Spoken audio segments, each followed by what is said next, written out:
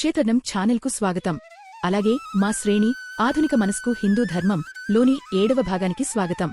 మునుపటి భాగాలలో మనం చర్చించిన విషయాలు: దేవుడు ఉన్నాడా? హిందూమతంలో ఎందుకు ఇన్ని దేవుళ్ళు ఉన్నారు?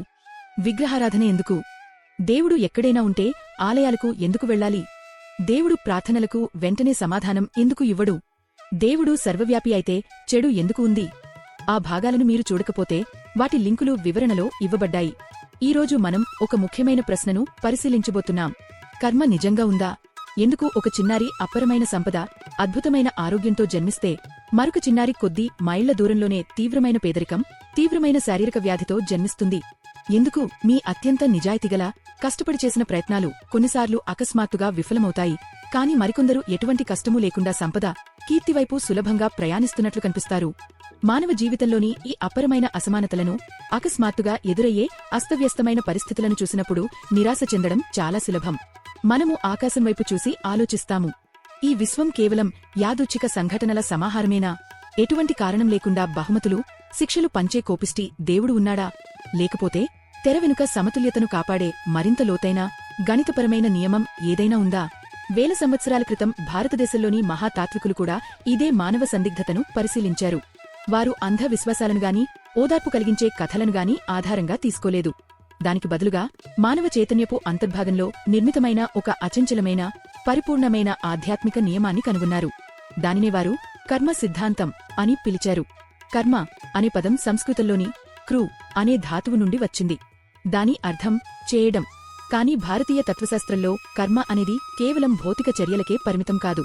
ఇది కారణం మరియు ఫలితం మధ్య ఉన్న అత్యంత ఖచ్చితమైన గణితపరమైన నియమం. ఇది న్యూటన్ యొక్క 3వ చలన నియమానికి ఆధ్యాత్మిక సమానమైనది. ప్రతి చర్యకు సమానమైన మరియు వ్యతిరేకమైన ప్రతిచర్య ఉంటుంది. ఈరోజు మనం విశ్వన్యాయం గురించి ఒక లోతైన అధ్యయనంలోకి ప్రవేశించబోతున్నాం. భారతదేశంలోని అత్యంత గొప్ప ఆధ్యాత్మిక మరియు మేధో మహనీయుల బహుస్తర జ్ఞానాన్ని మనం కలిపి పరిశీలించబోతున్నాం. వారు విశ్వ ప్రతీకారం గురించి ఉన్న అపోహలను తొలగించి కర్మను సంపూర్ణ వ్యక్తిగత శక్తివంతీకరణ యొక్క నియమంగా వివరించారు. మీ గతం మీ వర్తమానాన్ని ఎలా నిర్మించిందో, అలాగే మీ వర్తమానం మీ భవిష్యత్తును ఎలా నిర్మించగలదో తెలుసుకోవడానికి సిద్ధంగా ఉంటే ప్రారంభిద్దాం.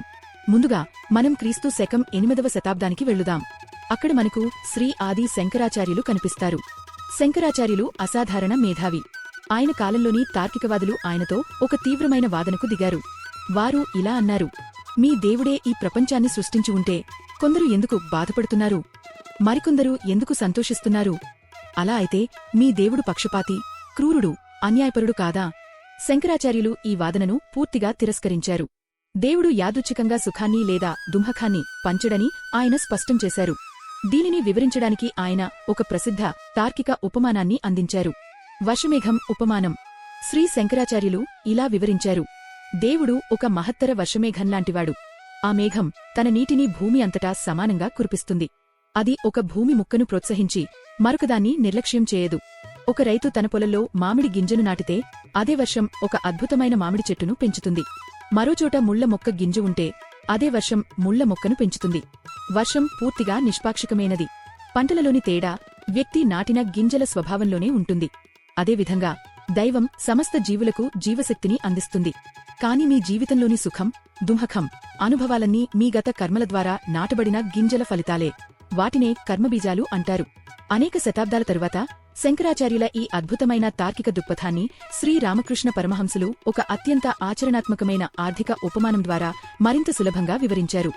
భక్తులు తరచుగా రామకృష్ణులను అడిగేవారు: దుర్మార్గులు విలాసవంతమైన జీవితం గడుపుతుంటే మంచివాళ్లు ఎందుకు బాధపడుతున్నారు? దీనికి ఆయన ఖర్చవుతున్న మూలధనం అనే ఉపమానంతో సమాధానం ఇచ్చారు. విశ్వకర్మ లెక్కల పుస్తకంలోని 3 స్థాయిలు. 1 సంచిత కర్మ. అనేక జన్మలలో మీరు చేసిన ప్రతి కర్మకు సంబంధించిన మహత్తరమైన, దాగి ఉన్న నిల్వ. ఇది మీ కారణ శరీరంలో, కారణదేహంలో భద్రపరచబడి ఉంటుంది. 2 ప్రారబ్ధ కర్మ. ఆ సంచిత కర్మల నిల్వ నుండి ఈ జన్మకోసం ఎంపిక చేయబడిన ప్రత్యేక భాగం. ఇదే మీ ప్రస్తుత జీవితాన్ని నిర్మిస్తుంది. మీ శారీరక శరీరం, ఆయుష్షు, జన్మస్థలం, కుటుంబ పరిస్థితులు మరియు మీరు మార్చలేని ప్రాథమిక జీవన పరిస్థితులు.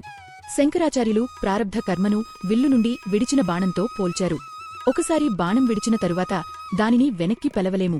అది తప్పకుండా తన లక్ష్యాన్ని చేరుకోవాలి. 3 ఆగామి కర్మ. ఈ క్షణంలో మీరు చేస్తున్న కొత్త చర్యలు. ఇవి భవిష్యత్తు కోసం నాటబడుతున్న కొత్త విత్తనాల వంటివి. రామకృష్ణ పరమహంసులు ఇలా వివరించారు. ఈరోజు సుఖసంపదలతో జీవిస్తున్న ఒక దుర్మార్గుడు గత వ్యాపారంలో భారీ లాభాలు సంపాదించిన నిర్లక్ష్య వ్యాపారి వంటివాడు. అతని బ్యాంకు ఖాతాలో పాత మూలధనం విపరీతంగా ఉంటుంది. ప్రస్తుత వ్యాపారంలో అతను మోసం చేసినా మొదటి రోజే దివాళా తీయడు. అతను తన పాత సంపదను ఖర్చు చేస్తున్నాడు. కాని ఆ పాత సంచిత కర్మ నిల్వ పూర్తిగా ఖాళీ అయిన క్షణం నుండి అతని ప్రస్తుత చెడు కర్మల ఫలితాలు అతనిని చేరుకుంటాయి. అప్పుడు అతని పతనం ప్రారంభమవుతుంది. ఇప్పుడు ప్రతి సత్యాన్వేషకుడిని ఒకసారి అయినా ఆలోచింపజేసే ప్రశ్న వస్తుంది. మన జీవితాలు గత కర్మల మహానిల్వచే నిర్ణయించబడుతున్నాయంటే మనకు నిజంగా స్వేచ్ఛా సంకల్పం ఉందా? మానవ ప్రయత్నం పూర్తిగా వ్యర్థమా? ఈ వైరుధ్యాన్ని పరిష్కరించడానికి శ్రీ రామకృష్ణ పరమహంసులు ఆధ్యాత్మిక చరిత్రలో అత్యంత అద్భుతమైన ఉపమానాలలో ఒకదాన్ని చెప్పారు. ఆవు మరియు 30 అడుగుల తాడు. రామకృష్ణులు ఇలా అన్నారు. ఒక రైతు తన ఆవును ఒక విశాలమైన మైదానానికి తీసుకెళ్లి నేలలో గట్టిగా పాతిన ఒక కట్టెల స్తంభానికి సరిగ్గా 30 అడుగుల పొడవున్న తాడుతో కడతాడని ఊహించండి. ఆ ఆవు తన గతం చేత బంధించబడి ఉంది. అది 31 అడుగు దూరం వెళ్లలేడు. అది ఆమె గత కర్మకు ప్రతీక.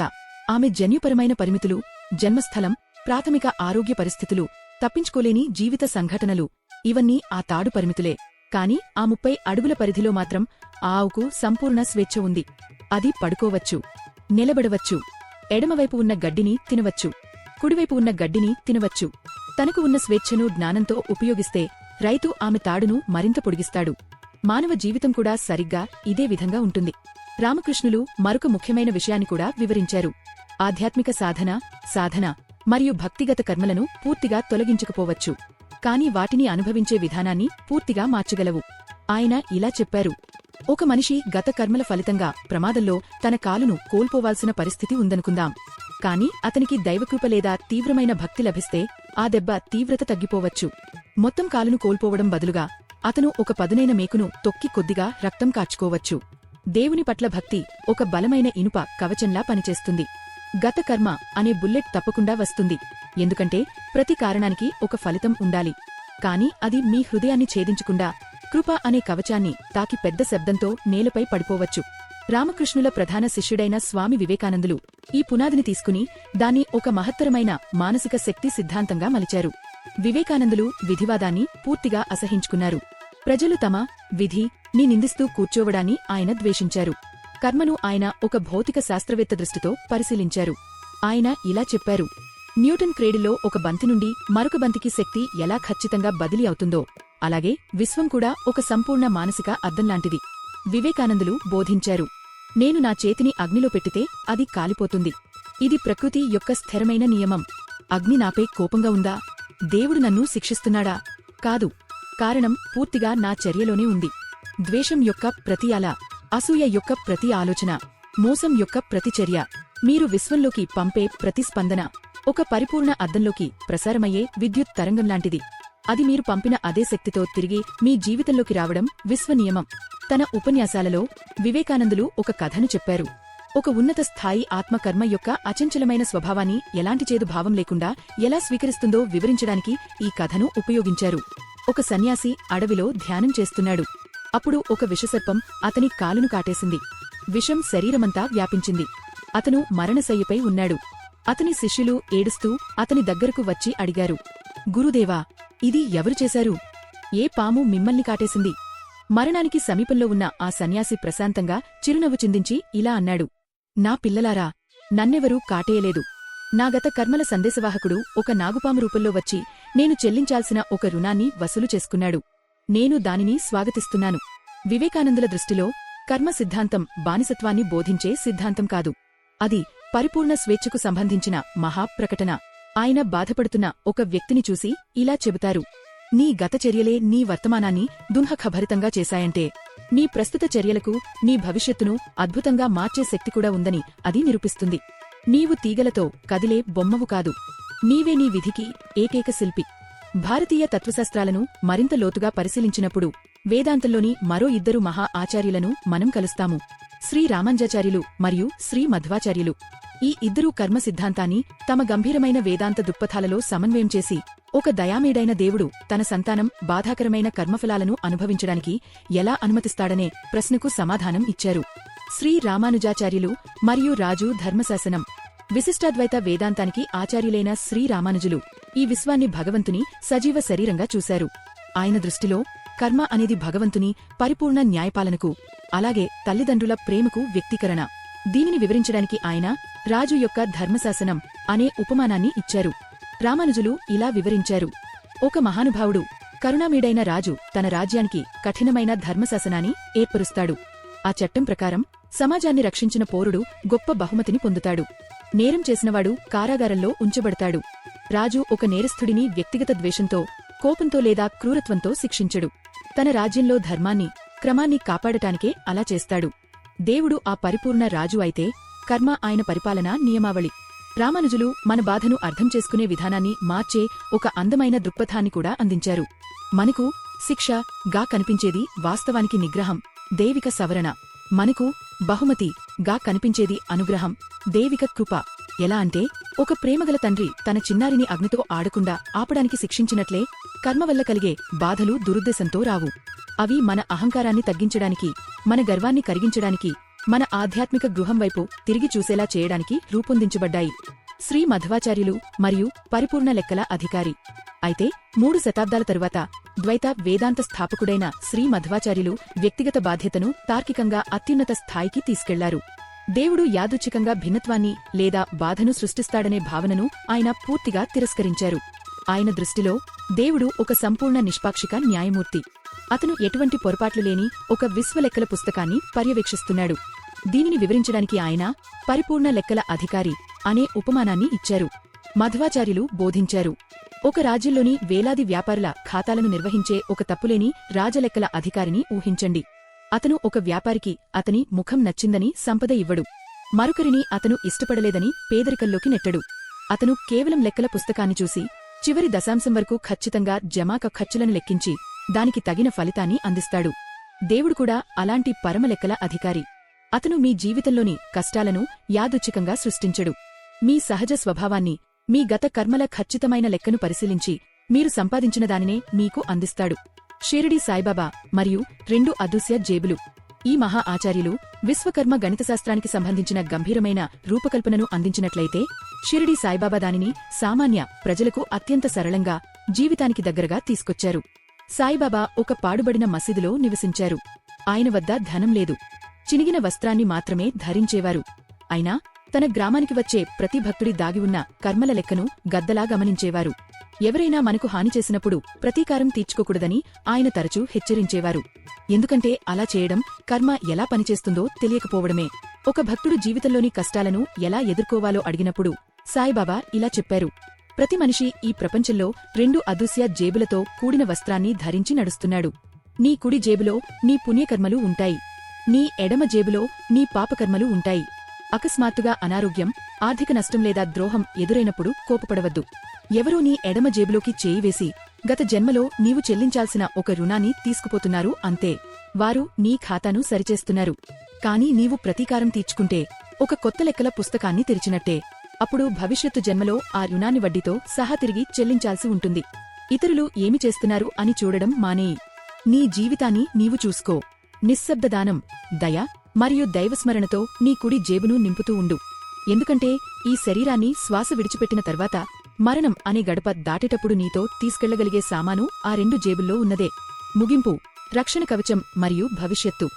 భారతదేశంలోని మహానుభావులందరి జ్ఞానాన్ని కలిపి చూసినప్పుడు కర్మ సిద్ధాంతం యొక్క అసలైన మహిమ మనకు తెలుస్తుంది. కర్మ అనేది నిరాశావాద విధి సిద్ధాంతం కాదు. అది విశ్వ ప్రతీకారం కాదు. అది సంపూర్ణమైన, తప్పులేని విశ్వ సమతుల్యత వ్యవస్థ. దాని అర్థం ఏమిటంటే, మీ జీవితంలో ఏదీ వృధా కాదు. ఏ మంచి పని గమనించబడకుండా ఉండదు. ఏ తప్పు సరిచేయబడకుండా ఉండదు. తర్వాతిసారి మీరు అకస్మాత్తుగా కష్టాన్ని ఎదుర్కొన్నప్పుడు లేదా ప్రపంచంలోని అసమానతలను చూసినప్పుడు నిరాశకు లేదా కోపానికి లోనవద్దు. ఈ ఆచార్యుల సమిష్టి జ్ఞానాన్ని గుర్తుచేసుకోండి. శంకరాచార్యుల వశమేఘాన్ని గుర్తుంచుకోండి. ఈ విశ్వం పూర్తిగా నిష్పాక్షికమని గ్రహించండి. ఈరోజు మీ జీవితంలోని పంట మీకు నచ్చకపోతే ప్రస్తుతం మీ చేతిలో ఉన్న గింజలను, అంటే మీ ఆలోచనలు, మీ చర్యలను పరిశీలించండి.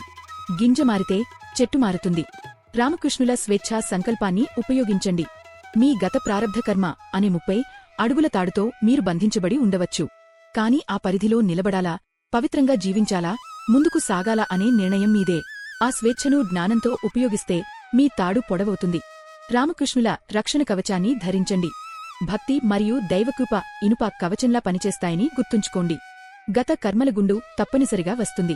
కాని అది మీ హృదయాన్ని ఛేదించకుండా కృప అనే కవచాన్ని తాకి నేలపై పడిపోవచ్చు. మీ కుడి జేబును నింపండి. సాయిబాబా ఆజ్ఞను అనుసరించండి. పాత ఖాతాలు చేదు భావాలు లేకుండా ముగియనివ్వండి. మీ కుడి జేబును నిస్వార్థమైన మంచితనంతో నింపుతూ ఉండండి. స్వామి వివేకానందులు ప్రతి సాధకుడి హృదయంలో శాశ్వతంగా నిలిచిపోవలసిన ఒక సందేశాన్ని మనకు అందించారు. ప్రపంచ చరిత్ర అనేది తమపై విశ్వాసం ఉంచుకున్న కొద్దిమంది మనుషుల చరిత్ర. ఆ విశ్వాసమే మనలోని దివ్యత్వాన్ని వెలికితీస్తుంది. నీవు అనంతమైన సముద్రం. నీ గతంలోని అలలను నిందించడం మానివేయి. లేచి నిలబడు. పూర్తి బాధ్యతను నీ భుజాలపై వేసుకో. నీకు కావలసిన శక్తి అంతా ఇప్పటికే నీ ఆత్మలోనే ఉందని తెలుసుకో. ఈరోజు ఈ గంభీరమైన తాత్విక ప్రయాణంలో మాతో కలిసి నడిచినందుకు మీకు హృదయపూర్వక ధన్యవాదాలు. ఈ శాశ్వత జ్ఞానం మీ జీవితంలో స్పష్టతను, న్యాయ భావనను లేదా ఆత్మవిశ్వాసాన్ని కలిగించి ఉంటే దయచేసి ఈ వీడియోను లైక్ చేయండి.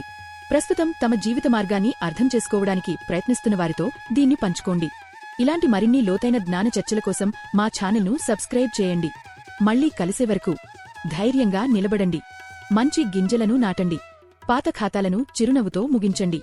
ఆత్మగౌరవంతో, గౌరవప్రదంగా మీ జీవిత మార్గంలో ముందుకు సాగండి. జాగ్రత్తగా ఉండండి.